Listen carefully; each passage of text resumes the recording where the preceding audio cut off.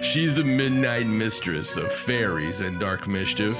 He's the paranormal beacon of mystic fairs and government leaking. If the dark side had a prom, they would be the king and queen. They live the metaphysical and make a wicked awesome team. From every single culture in every corner of the globe, they creep the lore and legends just to keep you in the know. For some it's hyperbole, fantastical and myth. For them it's all too real and your paradigm will shift. It's forever Halloween with all treats and no tricks. He's got a thing for witches and she's all Stevie Nicks. So welcome to our carnival of the weird and the bizarre, where UFOs and curses take shape beneath the stars. Sit back, relax, open your mind and stay a few. It's time for John and Stacey, and do we have something for you? Welcome to the Paranormal Sideshow with your host, John and Stacey Edwards of ParanormalSideshow.com.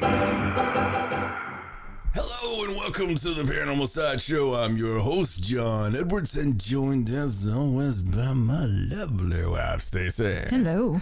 And we have something wicked coming this way.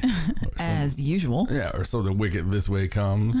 As the obscure, it's kind of obscure now, early 80s movie. I love that movie. I know. I love it too, and it has a whole lot to do with what we do, right? Mm-hmm. Whole lot of sideshowski.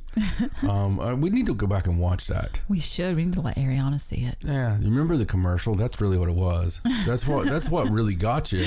Because that's what you remember. Something wicked this way comes. You know? Pretty cool stuff. Mm-hmm. If you haven't watched that, go back and watch it. But we've had some weird stuff going on, man. Definitely. There's been some weird stuff going on. I don't know how to really best explain this, so I'll do my best job at it. We had some really cool things happening, and we were talking with some people about some big projects we have happening. Okay. Mm-hmm. So these projects we've alluded to several times on the show over the last couple of years. And these projects, we can't really tell you precisely what they are. I think most of you can read between the lines as to what the projects may or may not be and what they involve. Correct. Okay. So every time we do something major with these projects, mm-hmm. and they do have something to do with paranormal.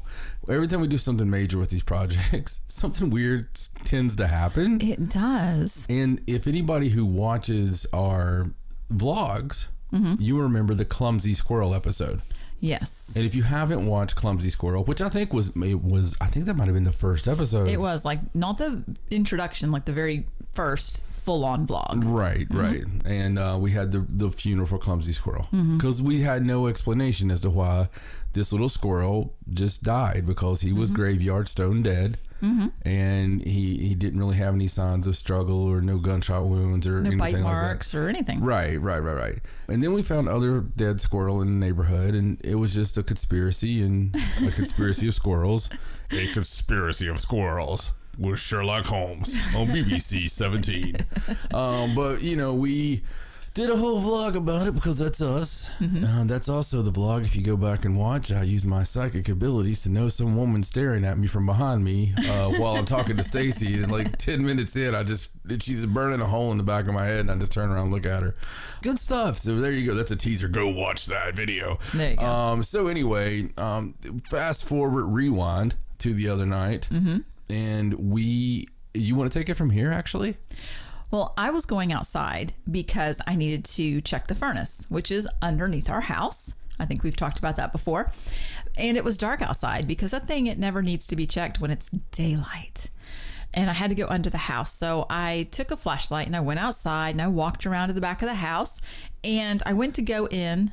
Let me let everybody know. Mm-hmm. We have a decent house here. Okay. Mm-hmm. It's old. Yes. And when I say old, it's from mid 1800s. Mm-hmm. As we've also chronicled, this stupid furnace, Stacey's being nice. This thing only goes out at the most inopportune times. It's a new furnace. Yeah. Okay. So it goes out when it's scary outside, mm-hmm. when it's foggy outside, mm-hmm. when it's nighttime, or when we've done something with the paranormal. Exactly. So Continue. Okay, so I go around to the back of the house and I have my flashlight and I'm shining it straight in front of me so I can see the lock on the door. So I take the lock off and I open the door and I go down into the creepy basement and I reset the furnace, and it's usually all it takes. But while I'm under the house, I heard this loud noise. It was like a shuffling, like something was moving around under the house. And so I didn't wait around. I just ran out of there because it scared me to death.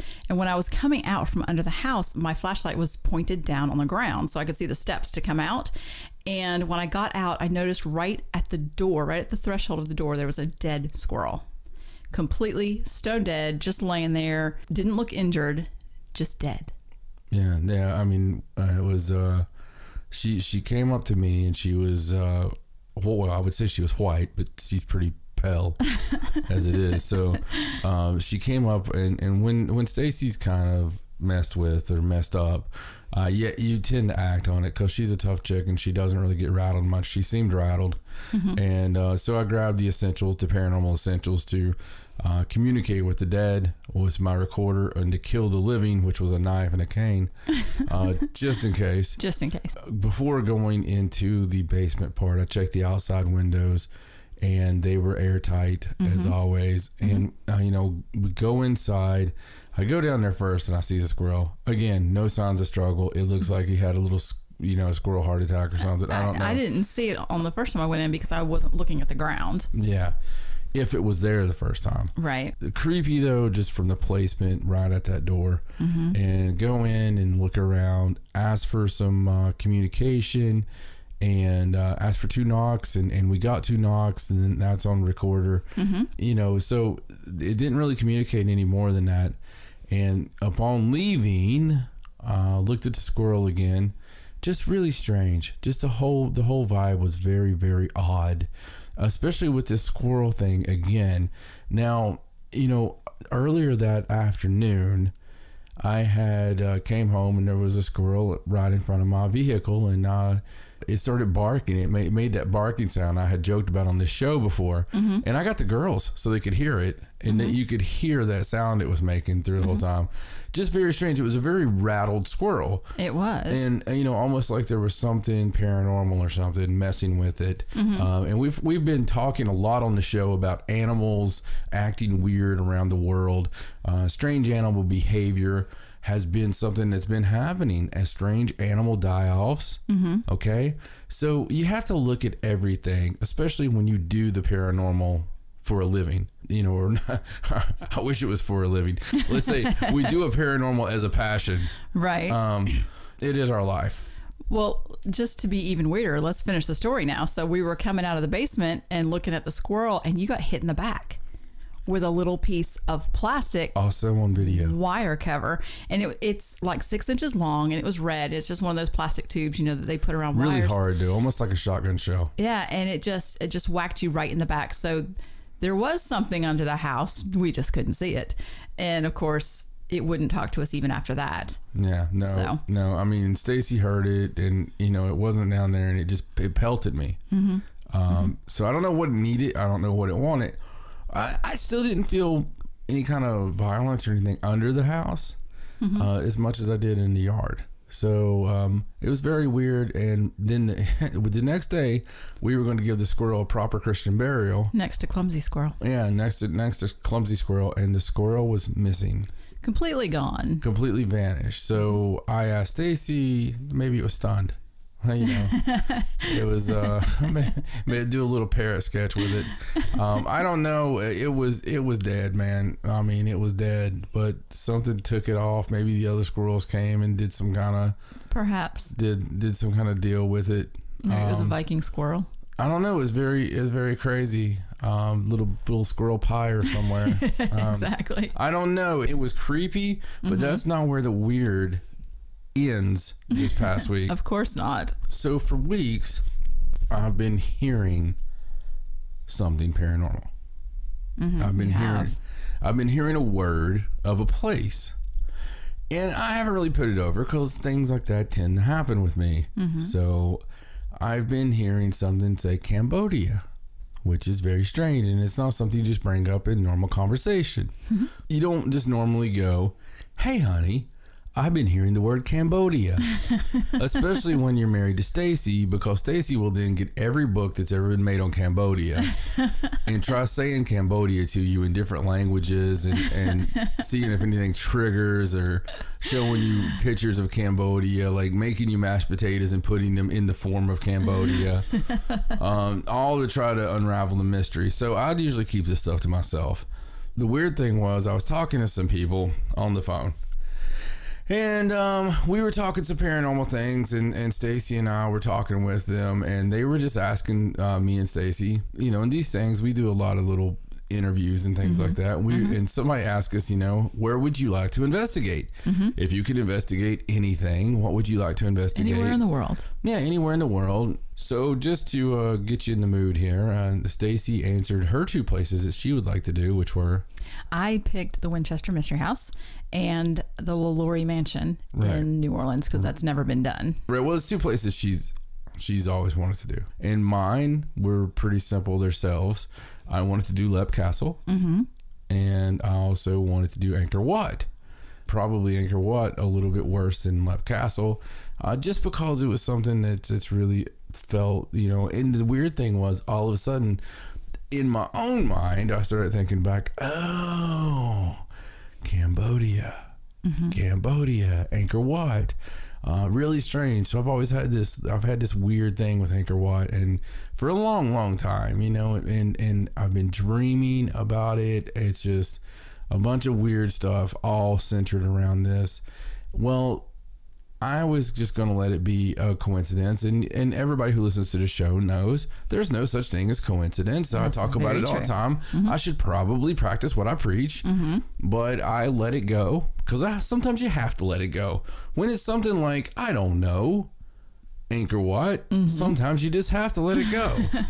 So the good beloved Facebook, I was doing my morning constitutional. Right. And one of the things I enjoy doing in the mornings is I will look at my on this day to look at the memories. Right. Because I do have quite a few crazy memories, throughout the years. So guess what popped up from 2 years ago that I had shared? What's that? A story about Angkor Wat. That's crazy. Okay. It was a video about Angkor Wat. Now, this was the day after I had just went through all this. And here this video is. And I'm like, that's really weird. So I posted it. I hit right post and shared it and put on there, this is really creepy. Been hearing this in my dreams and, blah, blah, blah. Well, of all people, Mr. Black-Eyed Children himself, David Weatherly, a great friend of mine, obviously he posted back really quickly.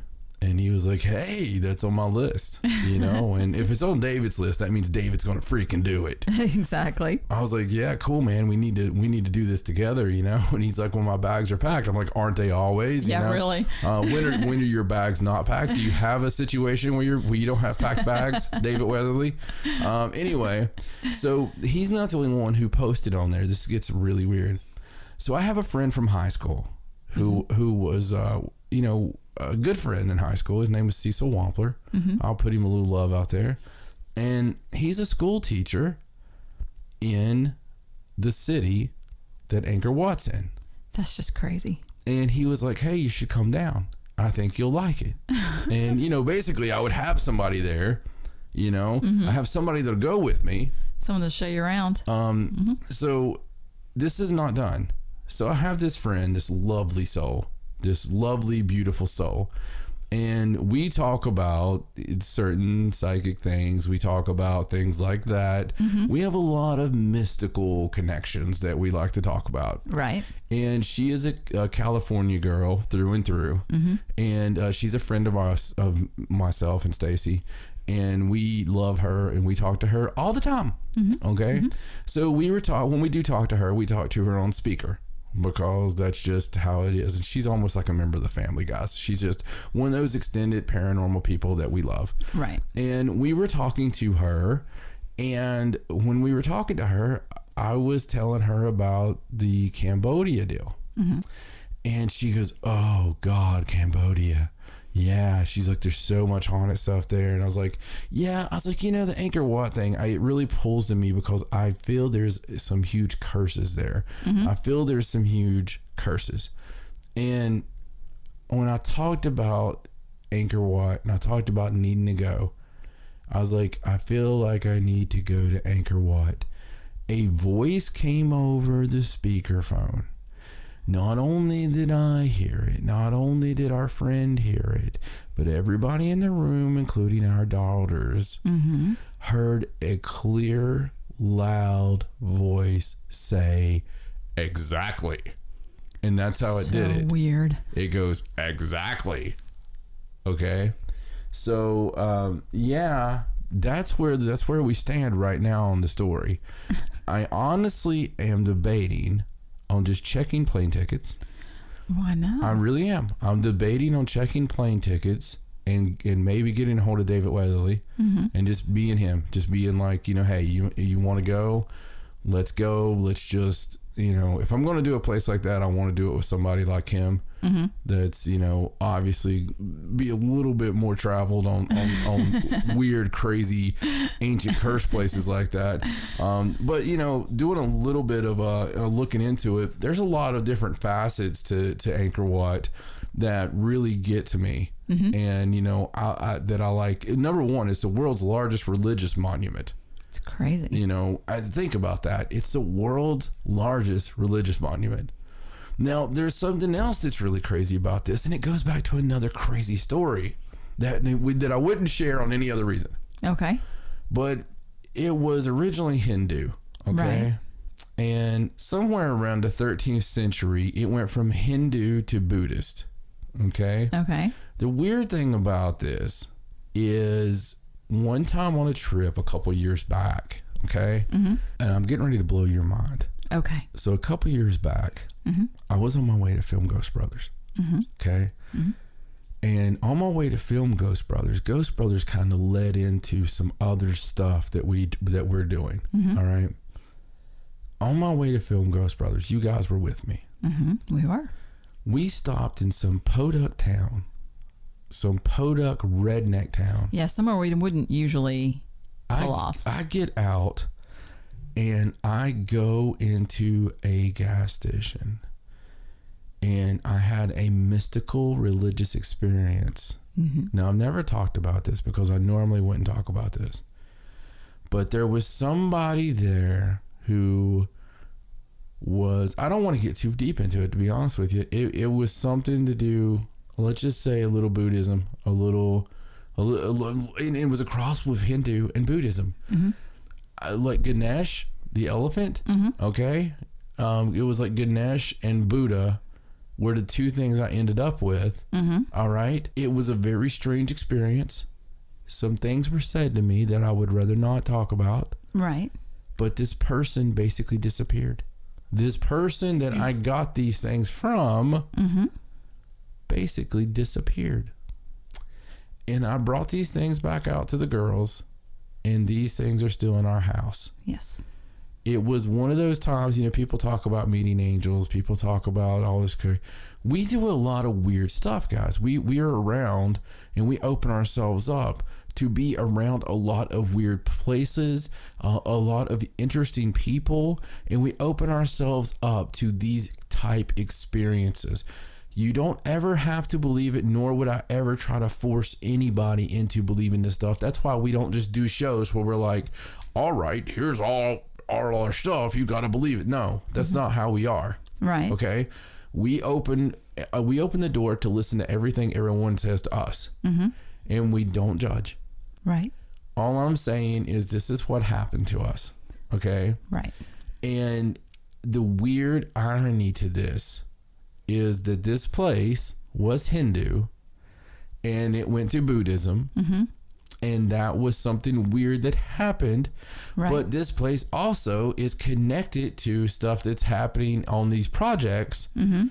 And you see what I'm saying? It's a big circle. It's like it's all connected. And, we're really, really big on looking at signs. Oh, huge. And it just seems like they're all over the place with this. Yeah, absolutely huge.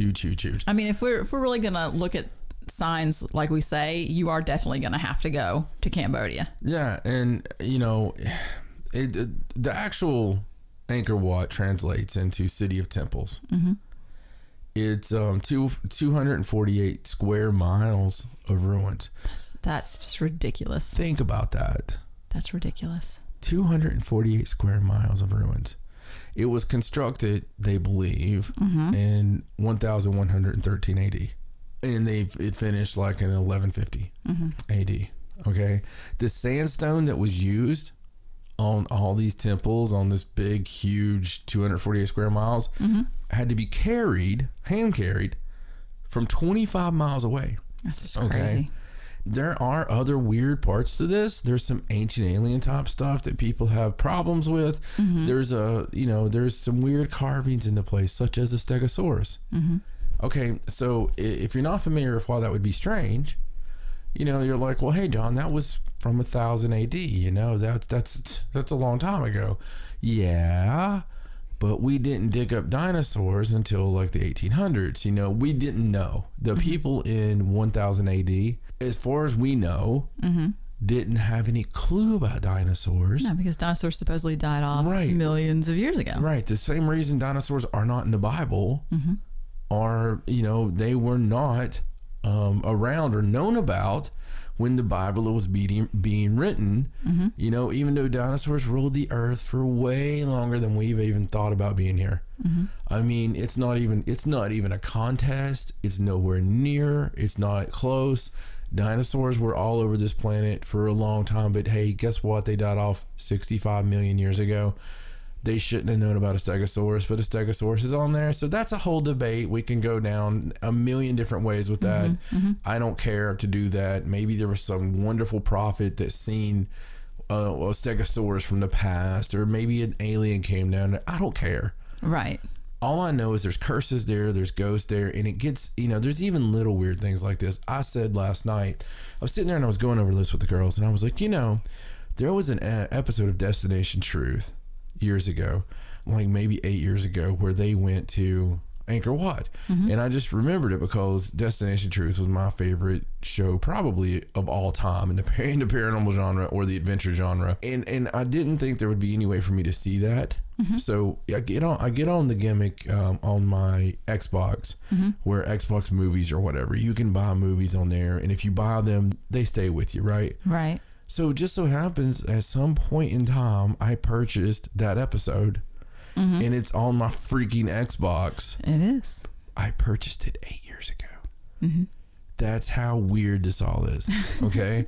So we share everything with you guys. We share everything with you guys. And I just wanted to share this with you. And Stacey and I, we follow up on weirdness. We follow up on leads.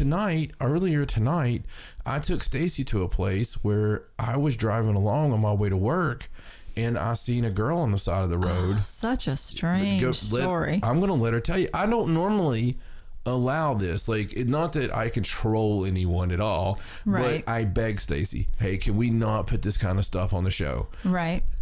But just because this is just kind of strange, though. He was driving along.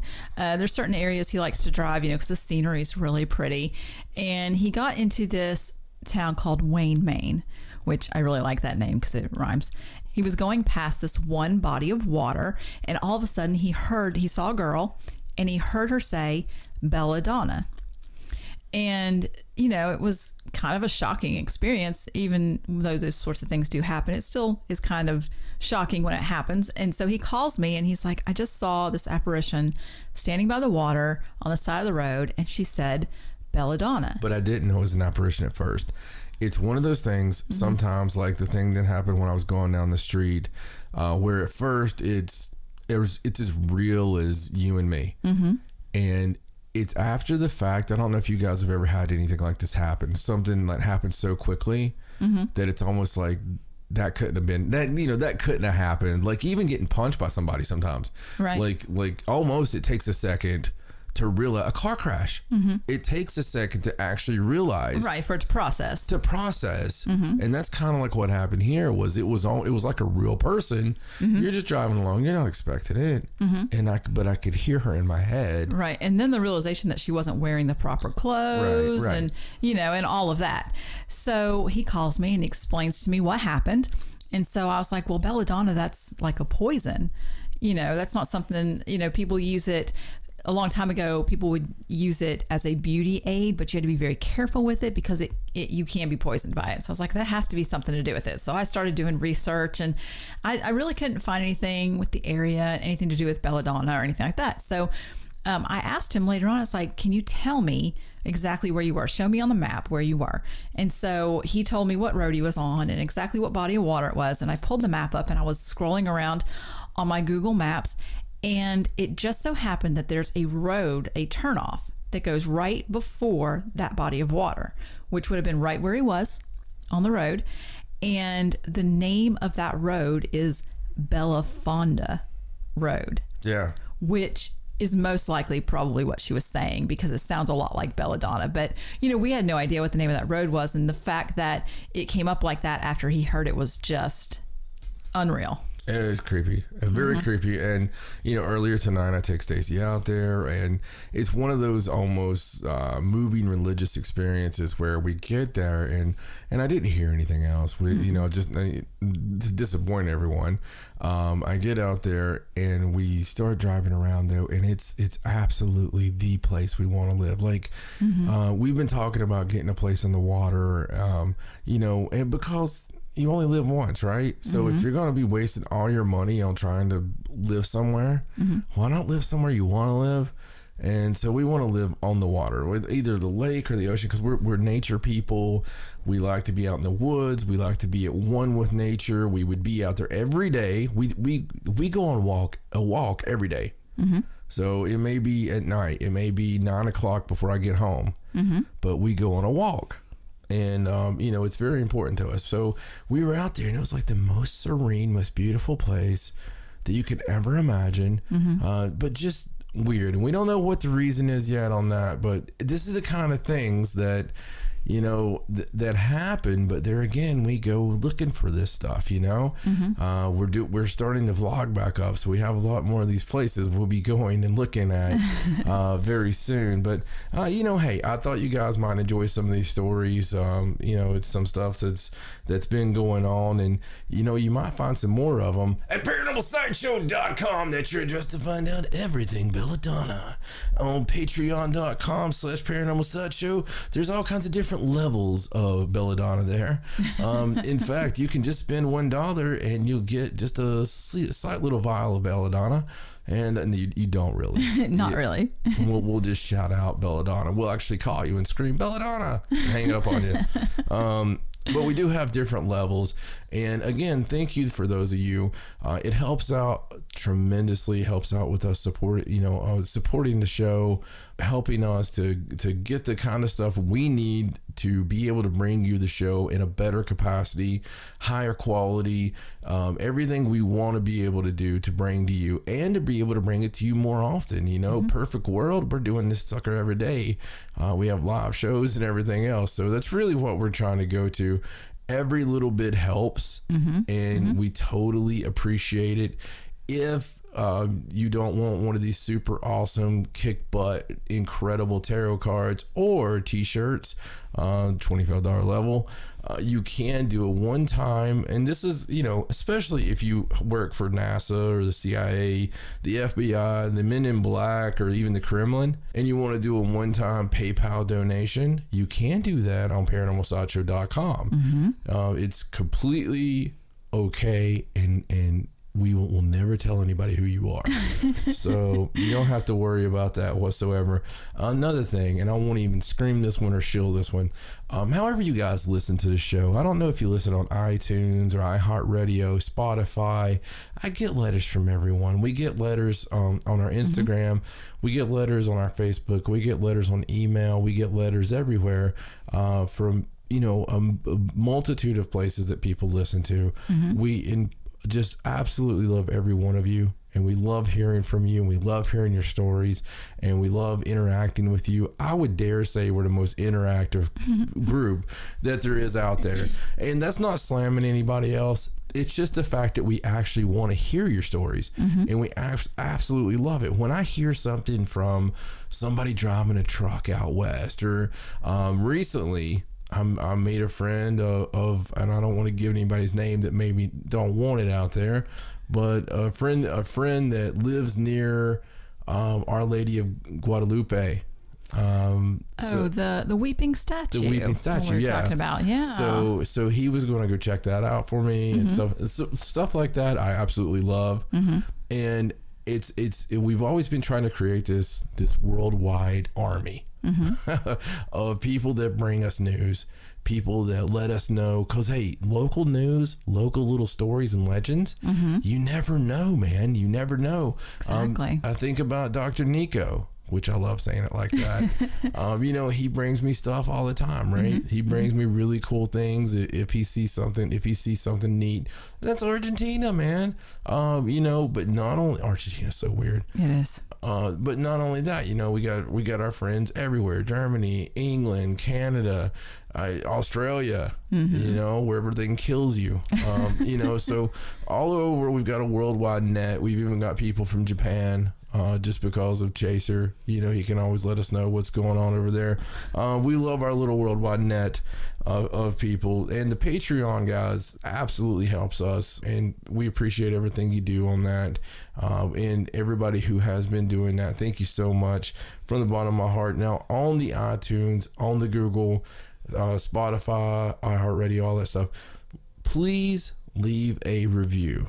If you listen on one of those ways or one of those devices, please leave a review. It helps a whole lot with the show and where the show placement is, and search engines and all that. And also, even if you don't listen on iTunes but you get a second and you want to go leave an iTunes review like Jeff did, thank you, Jeff.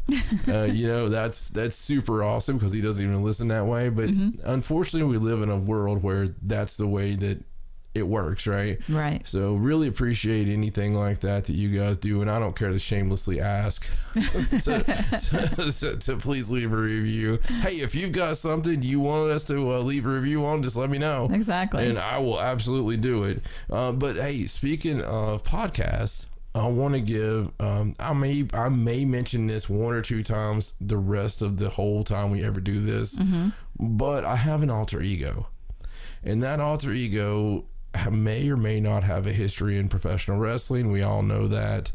So I started a podcast, Hardest Pot of the Ring, and it's a little pun there on the name. And I started that with the lovely and mysterious Raja. And so we have episode 1 out, and it is available on iTunes and Google Play, and it's available through Lisbon, but it's on hardestpotofthering.com. So if you guys want to listen to that, and we interview Bullet Club's Chase Owens in the first episode there, and break down some New Japan Pro Wrestling stuff. A lot of fun. I really enjoyed doing it, so it's something to check out. But speaking of checking stuff out, I'm checking it out right now, and I'm watching her. But I'm going to enjoy watching her as she brings us some paranormal news.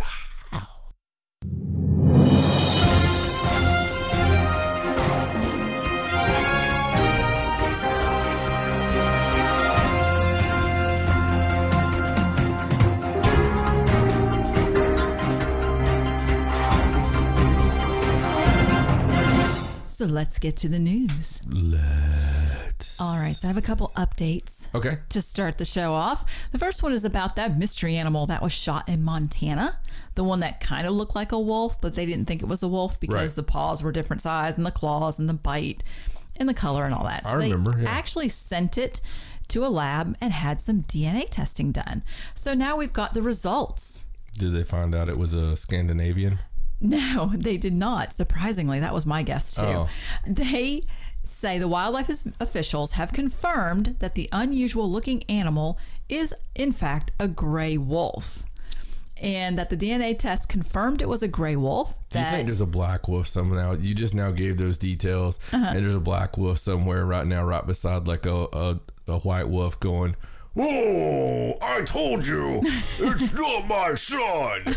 You know, because that's how wolves obviously talk. Obviously. And she's like, you can still love him like he's your son.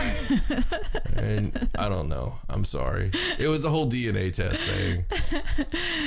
Well, the officials say that the wolf was a 2 or 3-year-old female and just had some unique physical features. So yeah, it definitely wasn't the son then. No, it's the daughter. All right, so unique gray wolf details, such as everything's not right. Yeah, the legs, the front claws, the canine teeth were shorter, its ears were bigger, but it's a wolf, nothing to see here, move along. And so the U.S. Fish and Wildlife Service geneticist, her name's Mary Curtis, says it's not unusual for there to be physical variations of animals within a species. It's not unusual to have fake alterations or whatever you were saying.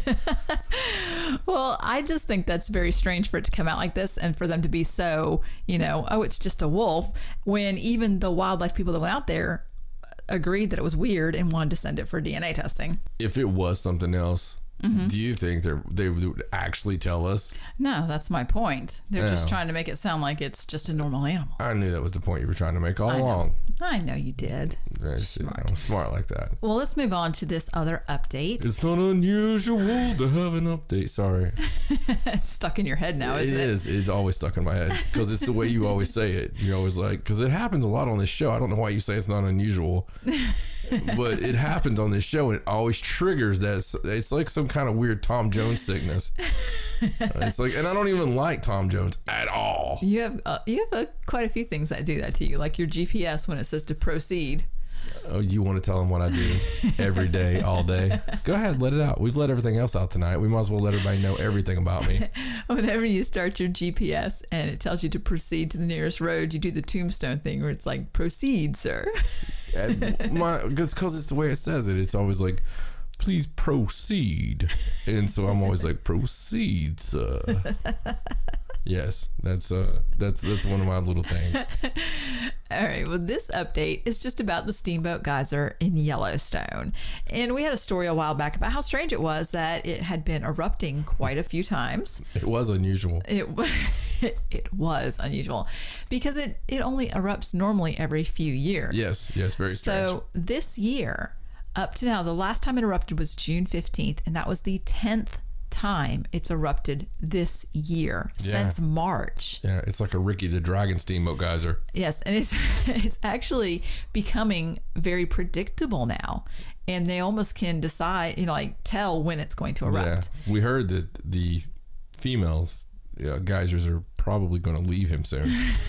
It's too predictable. You're just like, you've become pretty predictable, honey. I like this other geyser. In fact, I'm thinking about going to Hawaii. There's this Polynesian guy who's just very unpredictable right now. Well, I'm going to shoots these gigantic loads of lava everywhere. Sorry. It's okay. I'm going to put a link up for this website that shows all the times that it erupted, and you can kind of keep up with it if you're interested in that. I don't think they're really concerned about it. The fact that it's erupting a lot, it is strange, but I don't think it's a cause for worry. It's because they want to kill everyone that's around there or something. I mean, come on, that's a little bit weird. For years and years and years, every channel shows us tonight on You're Gonna Die TV. Yellowstone, 20 whatever. You're gonna die. It's always just like super volcano. You thought you were safe, but you're not. And then it's like, even if you watch Canadian TV, it's like, you thought you were safe, eh? The super volcano is going to throw a boot in it, I like when they show you the map of the United States with the big red splotches like everywhere. Yeah. This is where you're going to be affected. Yeah, and then you're going to have a nuclear winter, and everybody's just going to die. So prepare to eat your neighbor, So they tell us all this stuff, and we get all worried about it for years and years and years and years. Then they give us like B, C actors in those movies you love with all those disaster movies. The apocalypse. There's something about Stacey. Stacey loves anything apocalyptic because she's weird. I mean, if you want to get this chick like on a date, just pop in Armageddon and then follow it by Deep Impact and maybe even the Core. And you'll have a whole day. I mean, she'll be eating out of your hand by the end of the day. I'm telling you. But maybe I just like movies where people save the world. Yeah, that's not it. So we get through all this, and then they're like, "Oh no, no, no, no! Oh no, no! I don't know why you're so worried. I don't know why in the world. Do you hear this, Bill? How cute, how adorable. These people are worried about this geyser that never goes off like this, going off all the time. I mean, geysers are just caused by, I don't know, intense pressure underneath these volcanic places. You know, why ever would we be so worried? You know, I'm sorry. Because maybe you told me it's a super volcano.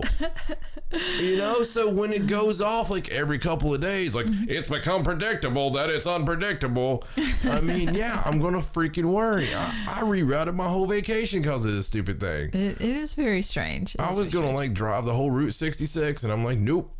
Not going to do it because if it's going to happen. Oh yeah, it'll happen when we're there. If it's going to happen, it's going to happen when we're having the height of our enjoyment. Which, by the way, once you look into that vacation, it doesn't look that enjoyable. It's like all these dives you're probably going to die at on the way. It's like, oh well, you could stop at this little diner and it's like, hi. How old are your girls? Like, no thanks, buddy. No thanks. Well, I'll just keep an eye on it. It is very strange. Perhaps a Steamboat Geyser wants to be the next Old Faithful. Yeah. He's trying to be more faithful than Old Faithful. He wants to be young faithful. Yeah. It's just boring. It's just old boring is what he is.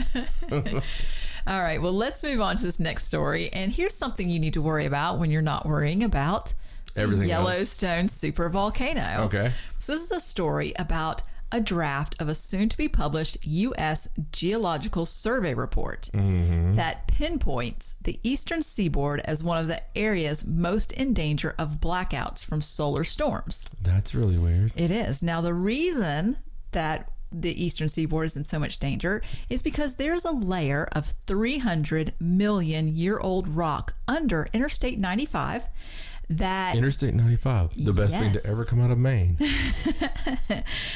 That doesn't let the energy from major geomagnetic storms, solar storms, pass through it.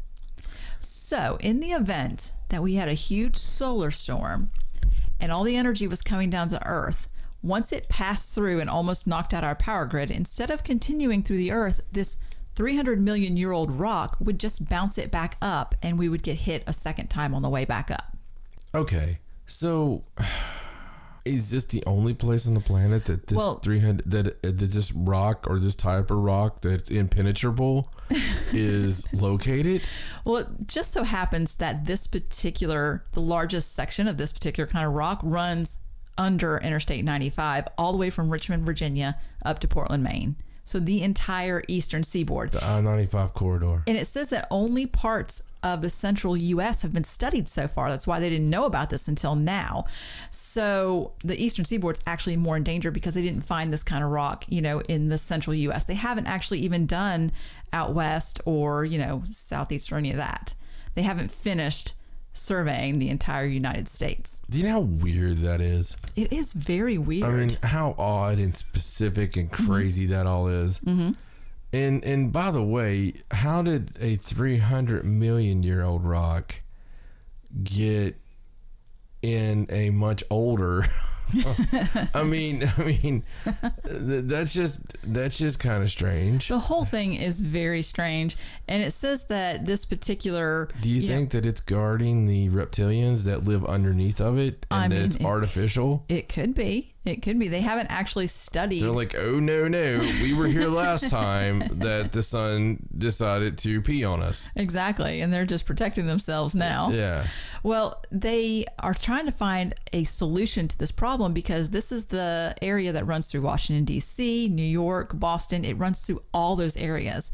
So in the event that there was this huge solar storm, the fact that we are so far north, so we're facing the sun more than, say, Texas is. Right. So we'd already get the worst of it. It would just make it, that much worse. It could blow grids out that couldn't be repaired for months. Wow. So it's a real concern for them. That's like Philly and Boston and New York. Mm-hmm. I mean, that's like all the places. D.C. Yeah, it's all the places you don't want to be at when the lights go out. Mm-hmm. Mm-hmm. I mean, just crazy because there's so many people. Right. There's so many people. It's so on top of each other. Mm-hmm. There's not a whole lot of, cows just roaming around to be able to eat. Exactly. I mean, I'm just saying, there's not an overabundance of peach trees, Yes, I agree. And it's very strange, the fact that now they know what this kind of rock is. They call them insulators. But I just find that it's really strange that it's like this one area that reflects the power of the sun. Yeah, this the one area we decided to build all our big cities on. Yes, exactly. And they do say that these major storms are like once in 100 years kind of event. So it's not something that happens a lot.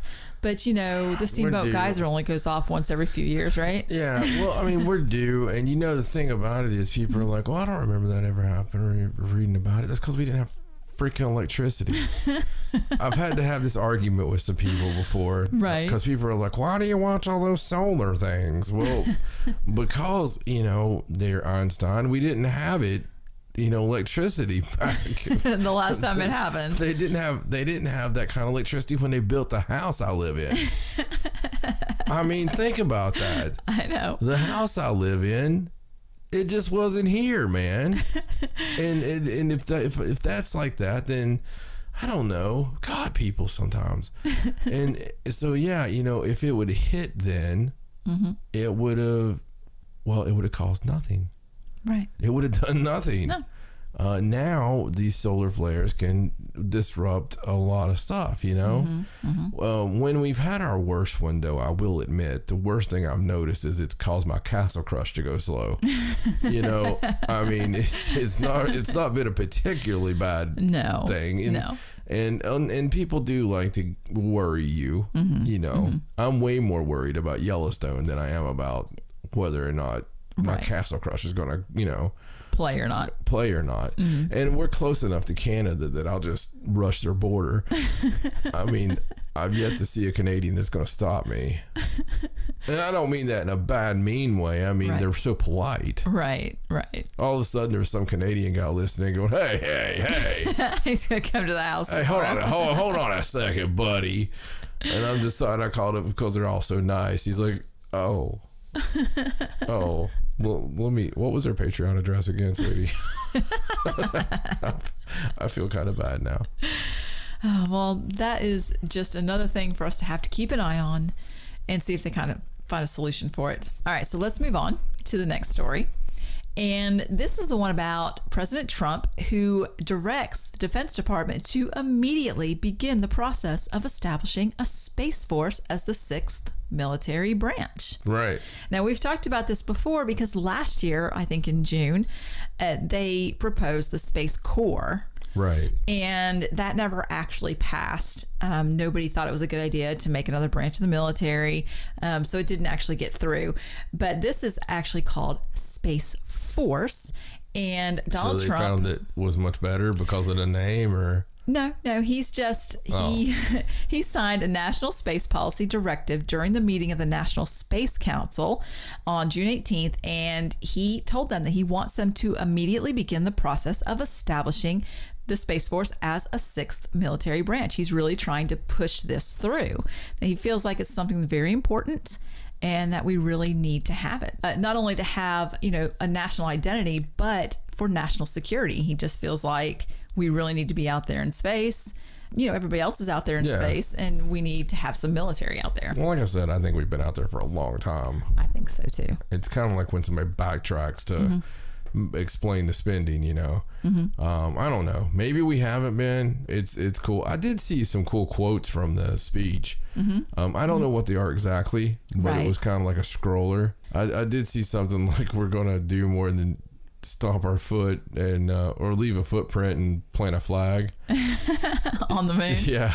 It's just, I just seen, because when I watched it, I just seen Buzz Aldrin like squeezing a pool ball to dust in his hand. You know what I mean? Right. Because it's just like, what? Well, I think it's cool to have a whole branch of the military that's focused just on space. I think it would really drum up some more interest for the military. I think kids. Do you think it's a bait and switch? Because it's been kind of low on people joining the military, right? Do you think it's like all these kids join Space Force and they're just kind of like, well, that's great, kids. Thank you for joining Space Force. Until we're ready, we're putting you into the Army. Let's hope not. Welcome to Syria. Well, I hope it actually goes through this time. I mean, I hope they actually make it. I think it'd be cool. I hope they have a Space Force just because I want to hear the jingles and see the commercials. You'll see I'm sorry, man. The United States Marine Corps commercials are the best commercials that's ever been made. I still want to join every time I see them fighting dragons and stuff. Right. They're going to have to rewrite that jingle, though. The Army, Navy, Air Force, Marines. Space Force. I don't know. I think I would just have my own Space Force one. I mean, seriously, why wouldn't you? Yeah, you'd have to. It's just like Space Force, Space Force. I don't know. It must be. It's going to be better than that, but they're going to have to call you when it's time to write the commercial. Yes. All right. Well, speaking of space, there is a Japanese spacecraft that is actually sending back images as it approaches an irregularly shaped asteroid. And some people say that this asteroid is like a dumpling shaped. It's like a pubescent asteroid. it's just like, Mom, they're looking at me really weird. It's all right, honey. It'll only be irregular for a while. You'll be normal soon. This is the asteroid Ryugu. Oh. I'm pretty sure that's how you say that. And their Hayabusa 2 spacecraft. It sounds like a spaghetti sauce. Their spacecraft was actually launched back in 2014, but it is now very close and should arrive at this asteroid on June 27th. So the whole purpose of this is to hopefully study the asteroid for like a year and a half and send craft down to collect samples that can be sent back to Earth and be analyzed. And I know I've seen a lot of articles recently about the interest in asteroid mining. Yes. It's supposed to be very lucrative. So I feel like that's what this is all heading towards. Like they're just really wanting to get those samples to see what kind of minerals and kind of things that can be found on asteroids. Yeah. And send a bunch of guys from West Virginia up there. Well, this particular asteroid. I'm an asteroid miner. There's no laws up there. You just gotta stake your claim. So this asteroid is actually in a retrograde orbit, and once the spacecraft is done collecting all the samples, they are expecting it to return to Earth in 2020. And hopefully the Japanese have somewhere to store the samples that's better than NASA's clean room.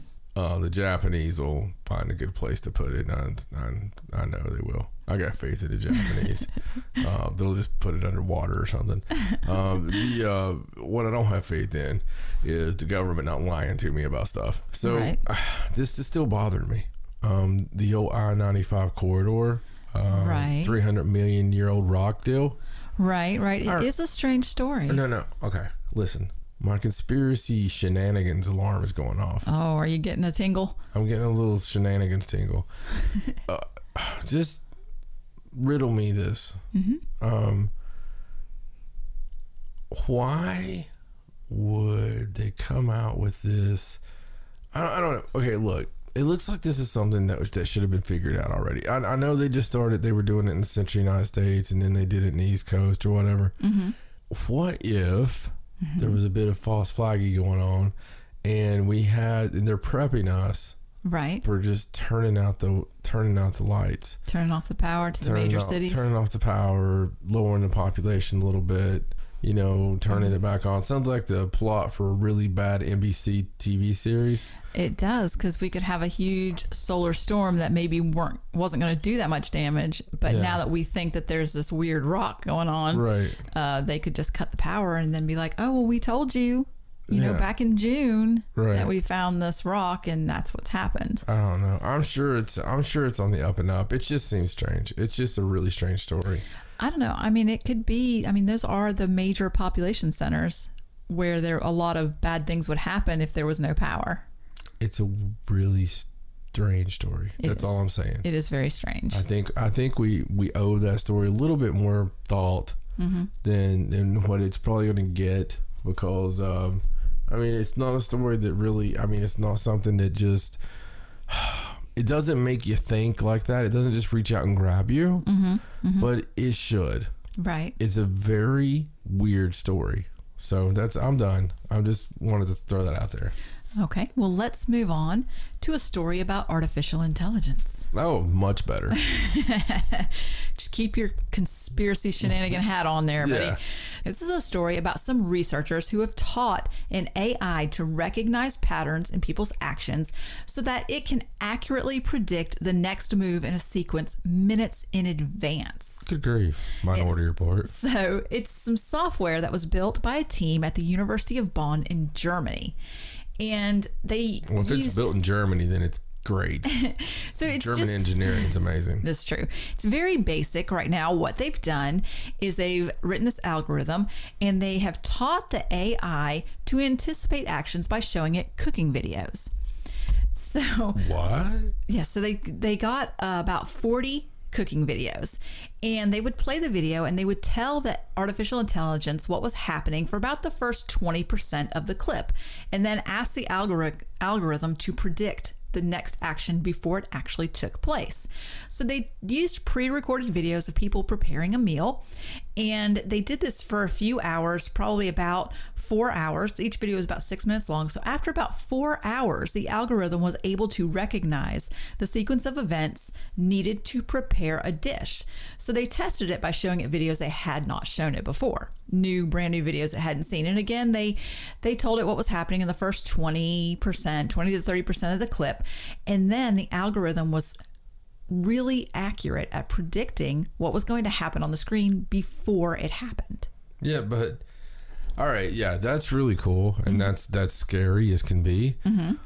But isn't that just because it figured out what needed to be put into that recipe? Maybe. It's not. It was lots and lots of different recipes and different people cooking it, and not everybody cooked it exactly the same. Okay.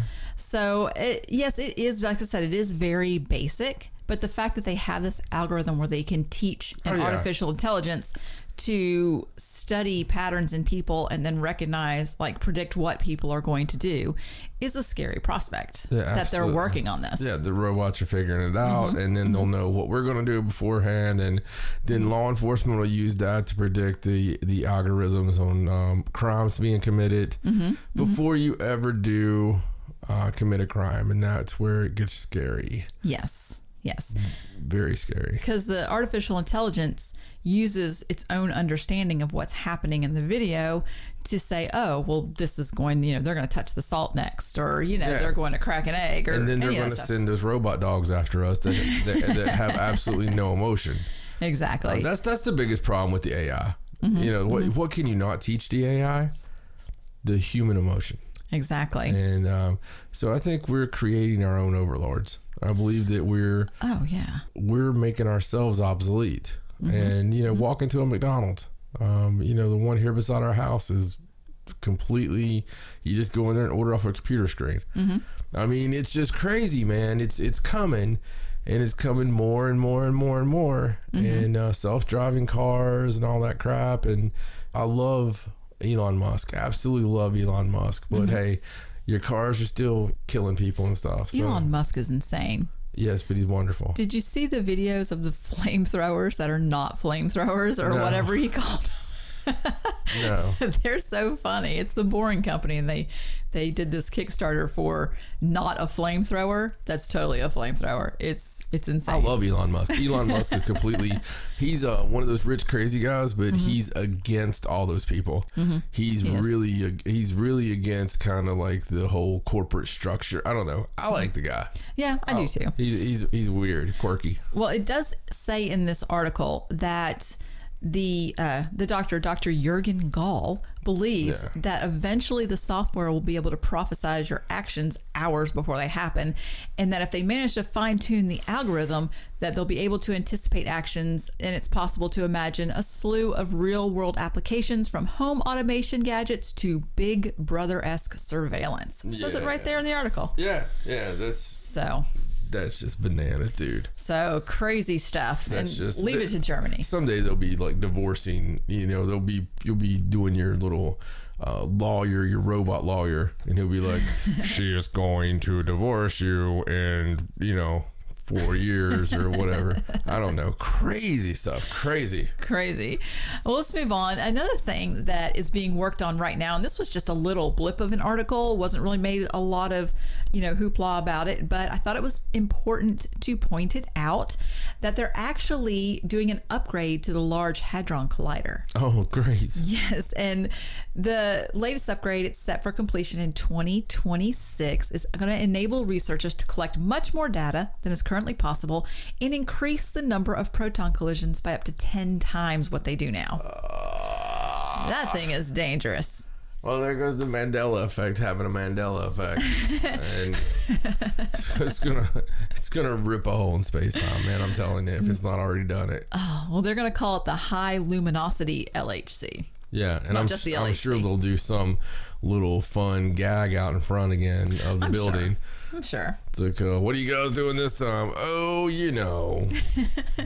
just praying to set. Nothing. Normal, everyday stuff. Crazy stuff.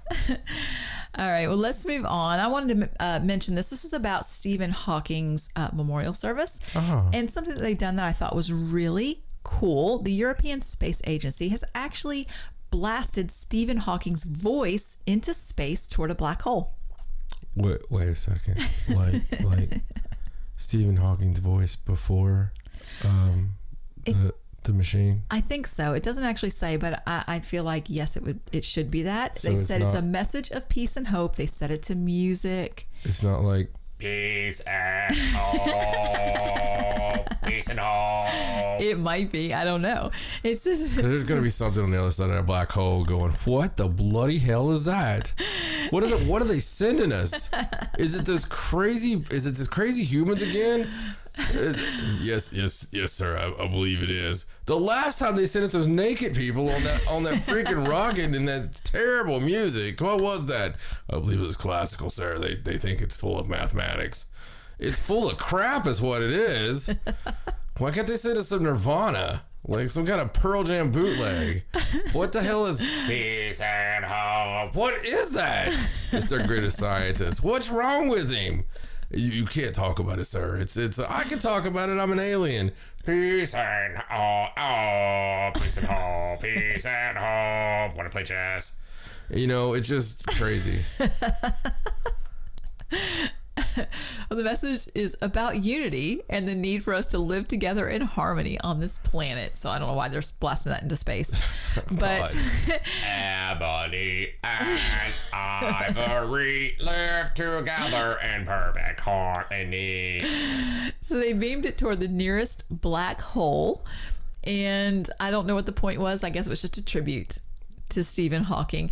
And they actually did the memorial service just recently on June 15th, and he was interred at Westminster Abbey. Oh, yes. So very high place of honor. He's actually between other prominent British scientists like Sir Isaac Newton and Charles Darwin. He's right in there with all those guys. Sure, that's it.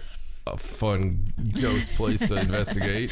Well, when they did his service of Thanksgiving, is what they called it, you had to apply to get a ticket, and about 25,000 people applied to attend, but they only gave out 1,000 tickets to people. And it's like people from like 100 different countries were given tickets, and a lot of stars were there, like Benedict Cumberbatch spoke because, you know, he played Stephen Hawking in the movie, and it was just a really nice service. And, you know, went down really well. Yeah, that's really awesome. So, but I thought it was kind of cool that they blasted his voice. I wonder when they did an event like that, if like the scalpers on StubHub actually bought all the tickets and like sold it back to people like, you know, Eddie Redmayne for like $10 million. Probably. Freaking scalpers. All right. Well, let's do another story about a miracle. Oh, I love miracles. Yes, miracles. Miracles. So this is a story about a landslide that tumbled down an Italian mountainside, but it stopped just yards short of a 420-year-old church. Oh, see now, what is going on, man? That's crazy. It is crazy. So this happened back on May 29th, and there is a video, and I urge you to go to the story and watch the video, and what you're going to see is just a huge mountainslide, just tons of rock, and it crashes down, and there's this huge cloud of dust, and you can see the church sitting there, and the church gets engulfed in dust because, you know, it's everywhere. Yeah. But when everything settled, the church was perfectly fine. Wow. And all the rocks stopped just yards away from it. Thou shalt not pass. Well, the church is actually built on the place where two young girls claim to have seen the vision of the Virgin Mary in 1492. Wow. There's been some kind the church that there's now is obviously been built in like the 1600s, but they started with like a little church and it's been upgraded. And the one that's there now is like 400 and some years old. But the story was about, and I'm going to link to a page that kind of tells the story. It was two young girls. They were collecting chestnuts and they, you know, saw the vision of the Virgin Mary and actually had a conversation. And it's all chronicled in that story. I'll link to it. It's a very long story. They talk about the conversation, like what she said. Yeah. In that one, the page I'm going to link to, it gives the entire like story with the whole conversation. And, you know, they built a church there. They do that a lot of places where, you know, supposedly the Virgin Mary's been seen. They built a structure to it. So it's really cool. And it's you ever really... think the Virgin Mary's kind of like, no, guys, listen, please don't tell anybody about this. They're crazy. I mean, I kind of like walking here and I really am so glad to meet you both. This is really nice. I love talking to children. This is great. I really enjoy this. Yes, it's a miracle. It's great. You are so blessed the rest of your life. Please, can you keep this between us? Because this meadow will no longer be a meadow as soon as you tell people. They're going to build a freaking church here. And I mean, anytime I try to do it, I was sitting in my favorite place the other day. I was getting ready to, you know, draw a picture and eat some bread. And now there's an abbey there. I mean, it's getting kind of hard here. It's getting kind of crowded. Pilgrimage and all that. I don't know. Well, the town did experience a lot of rain in the 24 hours beforehand, which is what caused the landslide. And you'll say the roads had been closed for more than a month because forecasters were predicting that this was going to happen. So the landslide wasn't a surprise, but what was so shocking was that it happened and church perfectly fine. Yeah, that's really crazy. It's very crazy. I mean, it is crazy. We've had a lot of stuff like that recently. It's almost like a lot of signs going, hey, look what didn't get killed. Yes. Look what survived the fire. Hint, hint. Nudge, nudge. Dude, do you ever get the feeling all these are for us?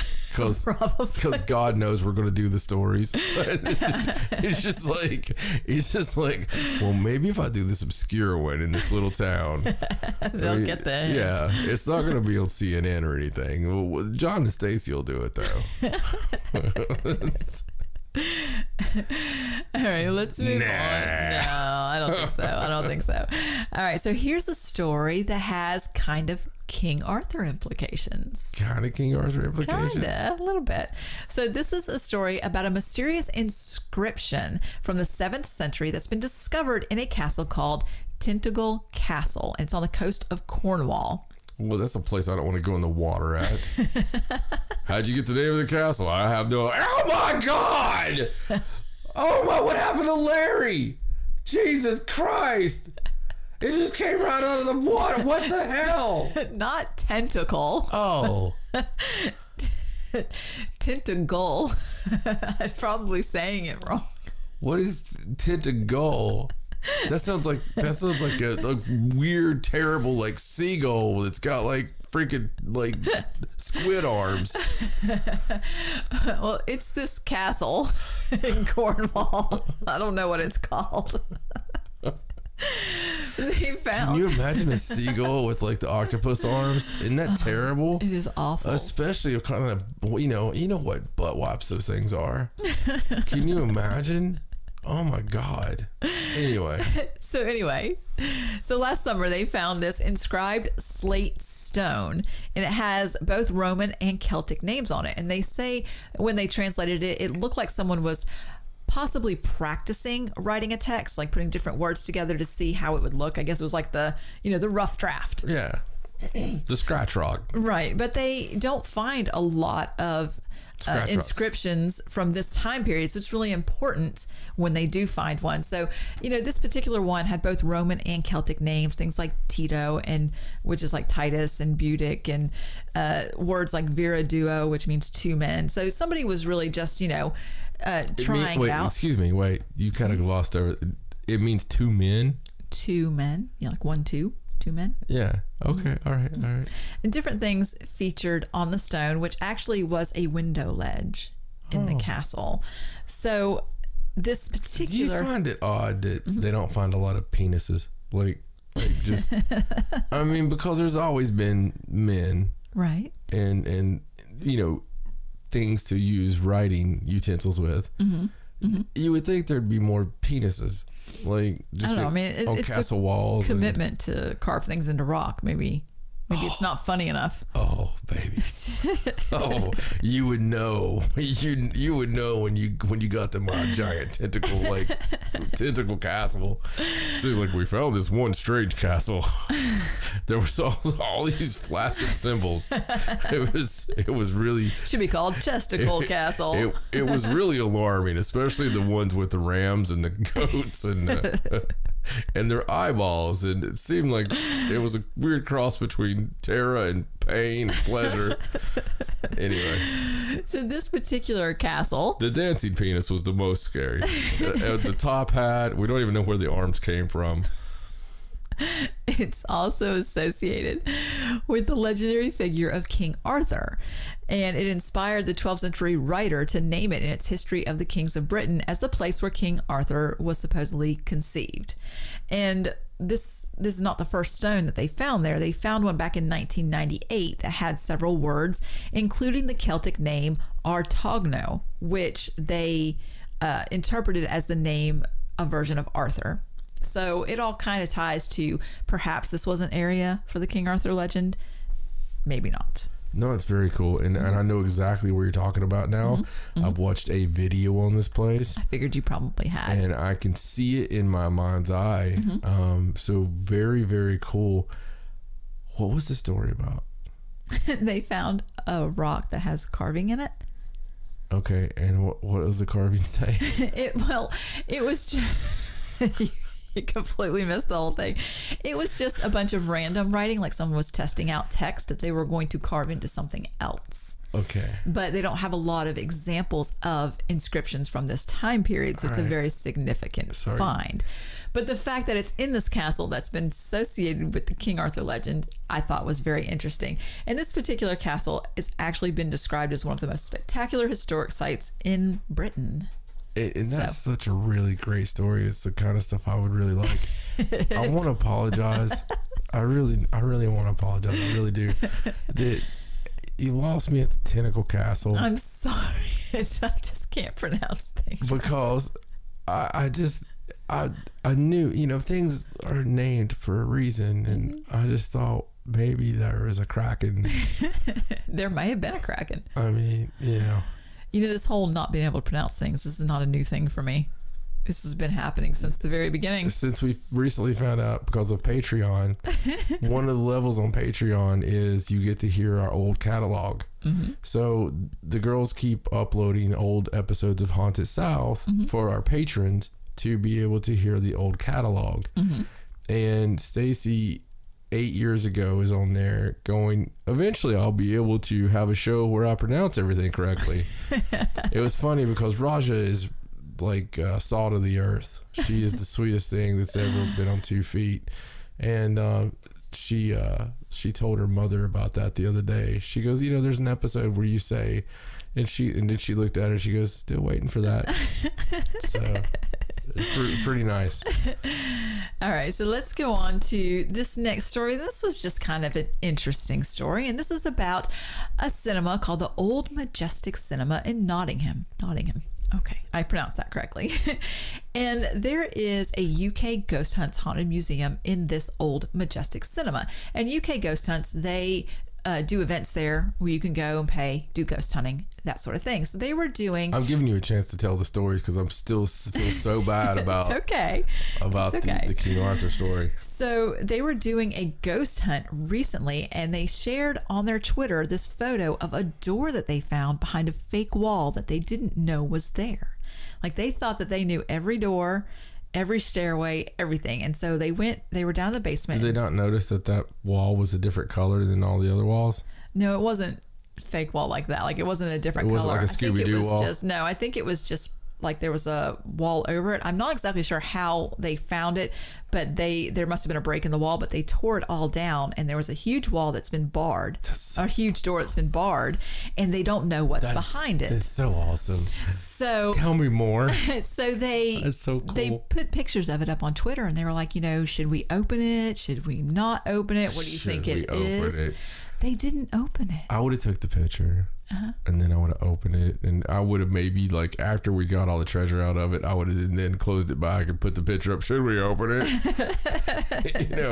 Just saying. You know what you're getting with me. Right. Well, they claim that people on the trip that went near it began to feel a little uneasy, and they didn't know what was going to be behind it, and so they opted to just not open it. What the hell is wrong with them? I don't know. How do you not open it? I don't know. I would have opened it first thing. Forget Twitter. I would have just been like, what's this? I would have opened it right up. Oh my God. We're going to die one day. So it's a secret door. Now, there's a theory that perhaps the door... wait a second, they still haven't opened it? No, I went to their Facebook and they still hadn't opened it when I checked a couple of days ago. Yeah, no. They just decided to leave it sealed for the time being. Oh my God. Because, stiff upper lip and all that, eh? People were feeling sick when they went near it. So what? They didn't know what it was. Now, go get some prisoners and make them open it. I did check their website, and they have more events coming up in this building, more ghost hunts and stuff. So perhaps I would go get people that were in jail for like something minor and be like, look, you got 6 months till you're out. What's going to happen, right? We're going to let your sentence be gone. Just all you got to do is put this camera on your head, and we're going to tie a rope to you. And you gotta, we're not gotta go in the store. We're not tying a rope to you because we're afraid that you might get pulled to a vortex. We're tying a rope so you don't get away with treasure. Right. Well, I will keep checking. They're bound to open it eventually. Like I said, some people were speculating that I'm flying tonight. That perhaps it's just an entryway into another business's basement because there are other businesses on either side. Or hell. It could be. Or a secret room full of who knows what. Treasures. Yeah. Now, it used to be a theater. It was a theater for a long time, so there's no telling what could be in there. Oh, my God. So, cool little mystery, and I will definitely keep checking. Like I said, the last time I checked, they still hadn't opened it, but they do have, I'll link to their site where they have all the pictures up. It's really creepy. It is really creepy. I love hidden doors. All right, so let's go on to a very serious story. And this is actually, we weren't sure if we wanted to do this story. Yeah. And it's kind of sad, but I did want to mention it because it did seem a little odd and possibly paranormal. Yeah. This would be one of those times you don't hear me joke about anything. No. So this is a story from Indonesia. And it's about an Indonesian man who was 40 who died on Friday. And what happened was they were at a funeral for his mother. And in Indonesia, they have these platforms. It's called a Lakian. It's an ornately carved tower where the deceased is placed before elaborate traditional funeral rites. And there's a ladder that goes up there, and the pallbearers carry the coffin up the ladder, and they put the coffin up there before they start doing the funeral. And there's a video, someone was taking a video of the funeral, and as they were walking up, this woman's son was one of the pallbearers. And the ladder that they were walking on was not properly stabilized, and the ladder fell, and everyone fell, and the coffin fell, and it fell 10 feet and landed on her son, and he died on his way to the hospital. It crushed him. And I will warn you, if you go look at this article, be warned before you watch the video. It's pretty graphic. So do we know what the reason, cause of death for the mother was? I don't think that the story that I read said what the mother's cause of death was, but you know, do we know if the son inherited anything? It didn't say. But those are good questions. And now, because now he's buried beside her, like they ended up doing the funeral where they're buried together. I would like to know if anybody's in, listening from Indonesia, or anybody has access to find out more about this. Just curiosity's sake, I would like to know if the son was set to inherit anything from the mother. And I would like to know if the mother's death had any... If it was suspicious at all. If there's any suspicious part to her death. Very interesting if there was, and very interesting if he was set to inherit some money. Right. You get where I'm sitting down here. Yeah, I got you. And that's one of the reasons why we decided to do the story. Yeah. It does say in here that the ladder was not properly reinforced, but the family has decided not to press any charges against the manufacturer. Yeah. So you can tell this did not happen in the United States. No, people would be suing the pants off people. But the funerals there are very epic. Sometimes they spend tens or hundreds of thousands of dollars on funerals, and there are feasts and dancing and, animal sacrifice. They're very elaborate affairs. And this was just something very sad that happened. And you could tell everybody was shocked. They did try to help him, but in the end, he did not make it. Yeah, that's, I tell you, I would not want to attend his funeral. No. Just, covering my bases there. Yeah. So very sad story. It is sad. It is sad, but we did think that there was the possibility, and we're not even going there, but the possibility of there being paranormal. Exactly. All right, so I have one more story. This one's kind of interesting. This is about the World Cup. Oh. A World Cup curse, in fact, with Mexico. So supposedly, every World Cup since 1994, the Mexico team has not been able to make it past the round of 16. Just have not been able to. So in order to break its curse this year, Mexico enlisted the help of Antonio Vasquez, who is a warlock. Yeah. And not only a warlock, he is the country's grand warlock. Right. So he's good. So he did a spell, and it says, with the help of 2 priestesses and a rain stick shaped like an ancient Mesoamerican god, Mexico's grand warlock cast a spell Wednesday to help the nation at the World Cup.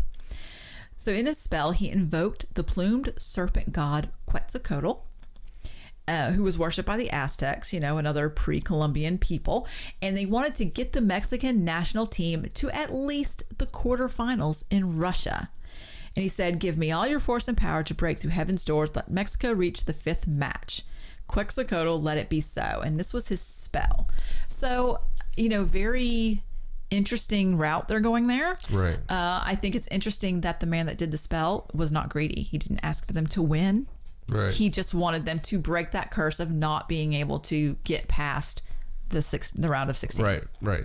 So interesting. We'll have to see how Mexico does. They did beat Germany as of the recording of this show. They did win one. They beat Germany. So maybe working. We don't know. Tell you what, if that does work, there's going to be a boom in business.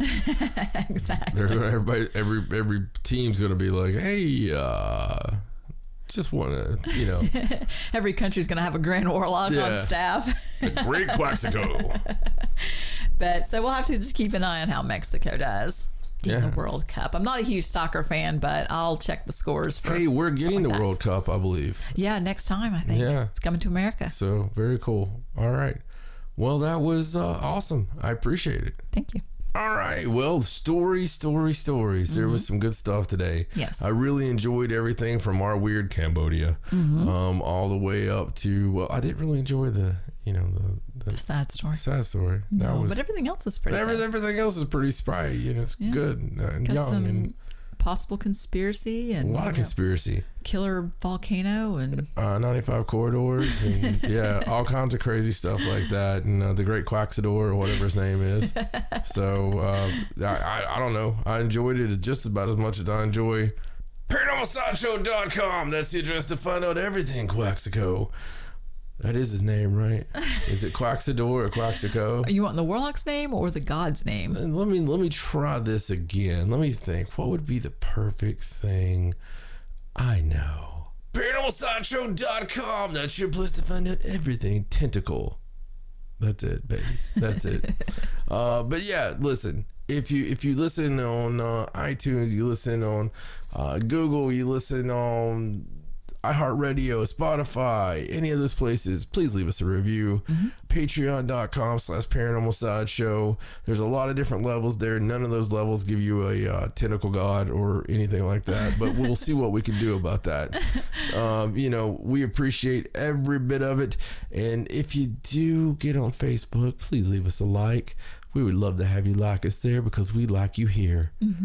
For my lovely, lovely, lovely, lovely wife, Stacey, my name's John. So long from the Sideshow. Good night.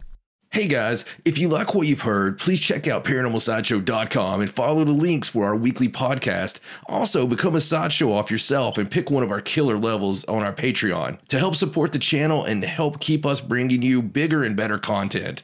So until next week, for my lovely wife Stacey, I'm John Edwards. So long and stay strange.